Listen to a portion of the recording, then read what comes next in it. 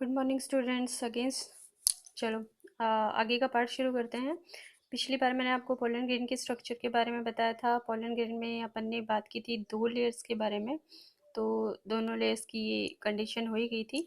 देखो बेसिकली जो स्ट्रक्चर अपन देख रहे थे पोलन ग्रेन की, वो जो मेच्योर हो जाता है तब ये इस टाइप से अपन को नज़र आता है। जनरेटिव सेल जो ऊपर वाली सेल है, छोटी सी सेल है, यानी पोलन ग्रेन में दो टाइप के पार्ट्स आपको देखने को मिलेंगे। ये जो अपन कह रहे हैं टू सेल्ड कंडीशन होती है, तो किस अकॉर्डिंग होती है टू सेल्ड, ये दिखेंगे। तो फर्स्ट जो सेल है इसके अंदर जनरेटिव सेल कहते हैं, जो कि इस पूरे पोलन ग्रेन का छोटा पार्ट बनाता है। इसको जनन कोशिका या जननी कोशिका के नाम से भी अपन जानते हैं। दूसरा जो बड़ा पार्ट इस सेल के अंदर दिखाई दे रहा है वो है वेजिटेटिव सेल का पार्ट, यानी कायिक कोशिका। आप जनन कोशिका और कायिक कोशिका दोनों के अंदर डिफरेंस बहुत अच्छे से जानते होंगे, क्योंकि अपन फर्स्ट सेकंड चैप्टर्स के अंदर पढ़ चुके हैं। फर्स्ट चैप्टर के अंदर अपन ने कायिक जनन के बारे में पढ़ा है, यानी कि ऐसी कोई भी प्लांट के ऐसा कोई भी पार्ट जो कि कायिक भागों का निर्माण करने में काम आता है। और जनन कोशिका वो है जो कि जनन की प्रक्रिया में भाग लेती। तो ये जो ऊपर लाइन अपन ने डिस्कस की है कि 60% एंजियोस्पर्मिक प्लांट में पोलन ग्रेन जो होते हैं वो टू सेल्ड कंडीशन में इस अकॉर्डिंग आते हैं। अब नीचे एक लाइन और लिखी है मैंने, देखो 40% प्लांट्स में थ्री सेल्ड कंडीशन में पोलन ग्रेन बाहर आता है। 60% में तो टू सेल्ड कंडीशन में इस अकॉर्डिंग, 40% में थ्री सेल्ड कंडीशन में कैसे बाहर आएगा। तो देखो इसमें क्या हो जाता है कि जो जनरेटिव सेल है वो जब पोलन ग्रेन पूरी तरह से मेच्योर हो जाता है, यानी कि जब वो किस में कन्वर्ट हो जाता है, जब वो स्टिग्मा के ऊपर जाता है आफ्टर आफ्टर पॉलिनेशन। जब वो किसके ऊपर जाएगा, स्टिग्मा, स्टिग्मा के ऊपर जाने के बाद इसी सेल से दो मेल गैमेट्स का फॉर्मेशन होगा। यानी कि ये जो जनरेटिव सेल है इसके अंदर दो मेल गैमेट बन जाएंगे, टू मेल गैमेट। तो दो मेल गैमेट बनने का मतलब दो सेल्स ये हो गई, प्लस एक वेजिटेटिव सेल ऑलरेडी है अवेलेबल। इट मीन्स आप सिंपली यूँ कह सकते हो कि अपने पास ये जो कंडीशन थी, ये अपने पास जननिक सेल है और ये अपनी वेजिटेटिव सेल। ये अपनी जनरेटिव सेल इस अकॉर्डिंग दो पार्ट्स में डिवाइड हो जाएगी, तो ये टू मेल गैमेट्स बन जाते हैं और ये हो जाएगी अपनी वेजिटेटिव सेल। इसी अकॉर्डिंग अपन क्या कहते हैं कि 40% जो एंजियोस्पर्मिक प्लांट्स हैं उनमें पोलन ग्रेन जो होते हैं वो थ्री सेल्ड कंडीशन में बाहर आता है। अब देखो ये तो हो गई पोलन ग्रेन। अपन वापस इसका डेवलपमेंट की बात करेंगे। अब मेन जो टॉपिक आज का वो है इसके डेवलपमेंट की बात की। मेल गैमेटोफाइट जो होता है उसका डेवलपमेंट कैसे होता है, मेल गैमेट बनता कैसे है।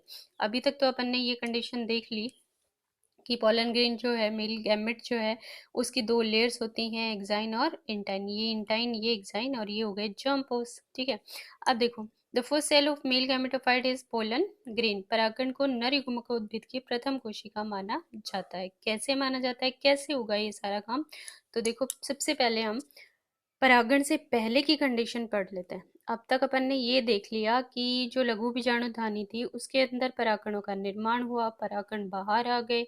बाहर आने के बाद में उनकी स्ट्रक्चर किस तरह से नजर आती, लेकिन फिर भी अभी ये जनन में भाग लेने के लायक नहीं बने। कैसे बनेंगे, उसका जो डेवलपमेंट है आगे का वो इस अकॉर्डिंग अब देखते हैं अपन। अब अपन को पता है कि कोई भी कोशिका जब मेच्योर हो जाती है तो वो क्या करती है, विभाजन करना शुरू करती है। तो देखो फर्स्ट ऑफ ऑल अपन यहाँ से शुरू करेंगे।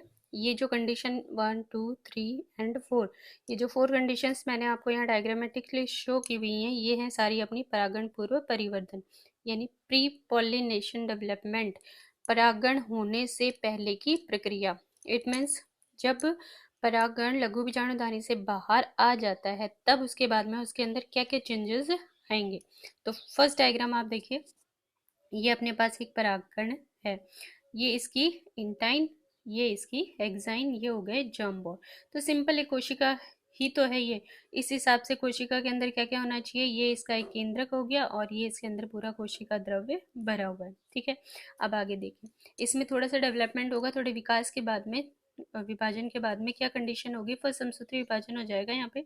इसके बाद में क्या कंडीशन आ जाती है, ये तो अपना अगुणित केंद्रक हैप्लॉइड न्यूक्लियस है, सिंगल सेल कंडीशन में बना हुआ है, और यहाँ साइटोप्लाज्म के अंदर एक छोटी रिक्तिका बनना शुरू हो जाती है। ठीक है, ये विभाजन अभी होना इसमें शुरू नहीं हुआ है, डिवीजन हुआ नहीं है अभी, बस थोड़ा सा डेवलपमेंट की बात है। अब देखो, अब माइटोटिक डिवीजन इसके अंदर होना शुरू होगा। तो इस सेल के अंदर जो फर्स्ट माइटोटिक डिवीजन होगा और माइटोटिक डिवीजन में क्या होता है आप जानते हैं, कोई भी सेल जिस नंबर में है वो उसी नंबर में डिवाइड होती है। 2n है तो 2n में डिवाइड होगी, n है तो n के अंदर डिवाइड होगी। तो फर्स्ट माइटोटिक डिवीजन समसूत्री विभाजन के द्वारा देखो इसमें क्या बन जाता है, ये केंद्रक और ये रिक्तिका थी, केंद्रक विभाजित होकर दो भागों में बट गया। तो ये बन गया जनन केंद्रक और ये बन गया कायिक नलिका, यानी ये तो छोटा केंद्रक हो गया और ये बड़ा केंद्रक। माइटोटिक डिवीजन समसूत्री विभाजन जो होते हैं वो कोई डिसाइडेड शेप यानी इक्वल नहीं होते हैं, अनइक्वल डिवीजन है। तो इस वजह से छोटे बड़े सेल्स बनती रहती हैं। तो एक तो छोटा केंद्रक बन जाएगा जिसको अपन जनन केंद्रक कहेंगे, और एक बन जाएगा बड़ा केंद्रक जिसको अपन कहेंगे कायिक केंद्रक या कायिक नलिका के नाम से भी जान सकते हैं। ठीक है, ये फर्स्ट डिवीजन के बाद में बनने वाली प्रोसेस है। उसके बाद में अपन जानते हैं कोशिका विभाजन जब होता है तो केंद्रक का विभाजन हो जाने के बाद में कोशिका द्रव्य का विभाजन होगा। इसका मतलब इसके अंदर जितना भी ये कोशिका द्रव्य भरा हुआ है ये भी दो भागों में बटेगा। तो दो भागों में बटेगा तो चौथी कंडीशन में क्या हो जाएगा, देखो केंद्रक दो भागों में डिवाइड हो ही चुके हैं, छोटा और बड़ा। ठीक है, इसके चारों तरफ यानी बीच में जब कोशिका द्रव्य विभाजित हो जाता है तो दो कोशिकाओं में बट जाएगा। ये छोटी कोशिका जनन कोशिका बना लेगी और ये बड़ी कोशिका क्या बन गई, कायिक कोशिका हो जाएगी। ये जो सारे डेवलपमेंट्स हैं ये तो हैं अपने कब के, परागण पूर्व परिवर्तन के। जब परागकण के अंदर इतनी संरचनाओं का निर्माण हो जाता है तो अब ये पोलिनेशन यानी परागण करने के लिए तैयार है। और परागण के विभिन्न तरीके होते हैं। किसी भी तरीके से जब ये परागण किसी पुष्प की वर्तिकाग्र पर पहुंच जाता है उसके बाद में इसमें होने वाले जो चेंजेस हैं, उसके बाद में इसके अंदर जो विकास होंगे वो क्या कहलाएंगे, परागण पश्च परिवर्धन। यानी ये है परागण पश्च परिवर्धन, पोस्ट पोलिनेशन डेवलपमेंट। इसको भी अपन इन डायग्राम्स की सहायता से समझ सकते हैं। तो देखो परागण के बाद आगे का जो डेवलपमेंट है वो कहाँ पर होगा, स्टिग्मा यानी वर्तिकाग्र पर। स्टिग्मा कहाँ होती है, क्या होती है, वो सब आप जान चुके हो। फर्स्ट जो लेक्चर मैंने शुरू किया था वो फ्लावर की स्ट्रक्चर से ही शुरू किया था। तो जब परागण हो जाएगा यानी किसी भी इंसेक्ट के द्वारा, वायु के द्वारा, एयर के थ्रू जब ये परागकण किसी पुष्प की वर्तिकाग्र किसी फ्लावर की स्टिग्मा के ऊपर जाकर बैठ जाएगा, तब उस प्रक्रिया के बाद में उसके अंदर क्या क्या चेंजेस आएंगे ये कंडीशन शो करता है। तो देखो इसके अंदर क्या क्या चेंजेस होंगे। अपन को पता है कि ये जो कंडीशन है ये क्या है, ये कोशिका है जन्य कोशिका, ये है कायिक कोशिका। तो जन्य कोशिका जो है देखो इसके जस्ट पास में एक जर्म पोर है। ठीक है, तो जब ये परागकण स्टिग्मा पर चला जाता है तो वहां जाकर चिपक जाता है। उस समय ये जो जन्य कोशिका है ये तरकु आकार की हो जाती है यानी स्पिंडल शेप जनरेटिव सेल में कन्वर्ट हो जाएगी। काय कोशिका में कोई फर्क नहीं पड़ेगा, जो जन्य कोशिका है वो किस फॉर्म में कन्वर्ट हो जाएगी, स्पिंडल शेप में।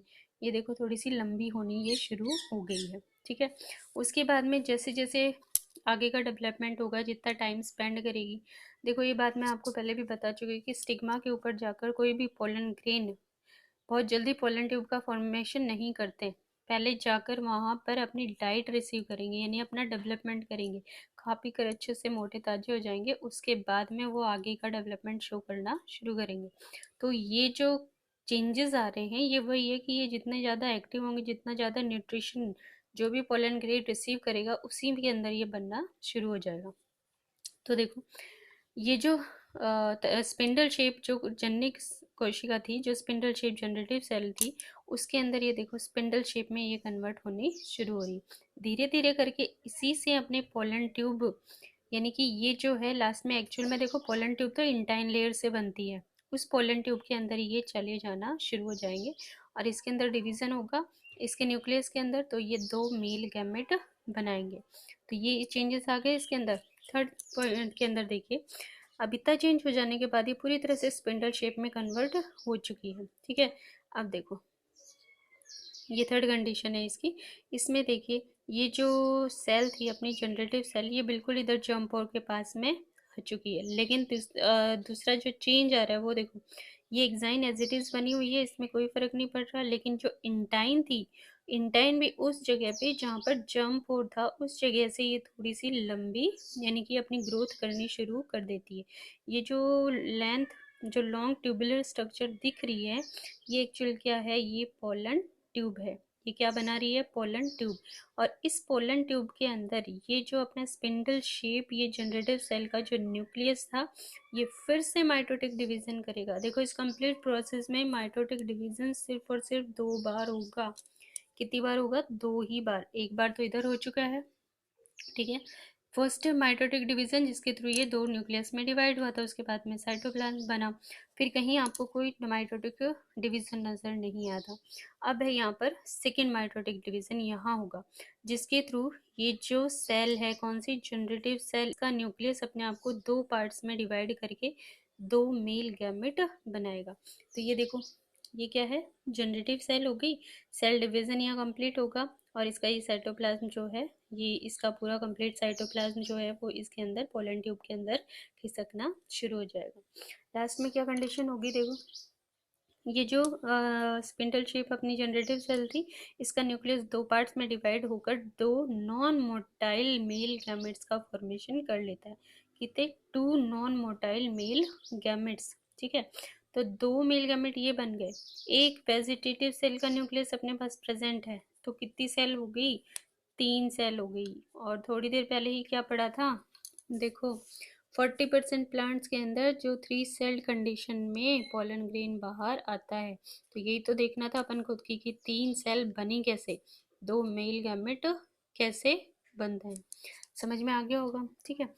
अब देखो, दोनों मेल गैमेट जो है पोलन ट्यूब के अंदर धीरे धीरे पोलन ट्यूब की लेंथ बढ़ती चली जाएगी और दोनों मेल गैमेट जो है वो उस लेंथ के अकॉर्डिंग नीचे की तरफ, अंदर की तरफ बढ़ते चले जाएंगे। क्योंकि ये नॉन मोटाइल होते हैं, अचल होते हैं, ये चल नहीं सकते। इनको ओवरी तक, ओवम तक पहुंचाने के लिए ही पोलन ट्यूब का फॉर्मेशन होता है, ठीक है। तो देखो, ये हो गई पोस्ट पोलिनेशन डेवलपमेंट। अब ये कंडीशन क्या है? 3 सेल्ड स्टेज या 3 सेल्ड कंडीशन कहलाती है। तो इस तरह से देखा जाए तो अपना जो मेल गैमेट का फॉर्मेशन, मेल गैमेट का डेवलपमेंट, फ्लावर की स्ट्रक्चर, ये सारी बातें अपनी कंप्लीट हो चुकी हैं। नेक्स्ट वीडियो के अंदर अपन करेंगे, मेल तो हो चुका है तो क्या आएगा? किसका नंबर है? Female gametophyte. तो development of female gametophyte, development of megasporangia, इन सब की बातें नेक्स्ट वीडियो के अंदर करेंगे। इसको आप लोग अपनी कॉपी में ज़रूर नोट कर लेना रफली, क्योंकि ये डायग्राम्स के फिर नहीं मिलेंगे। Okay, thank you.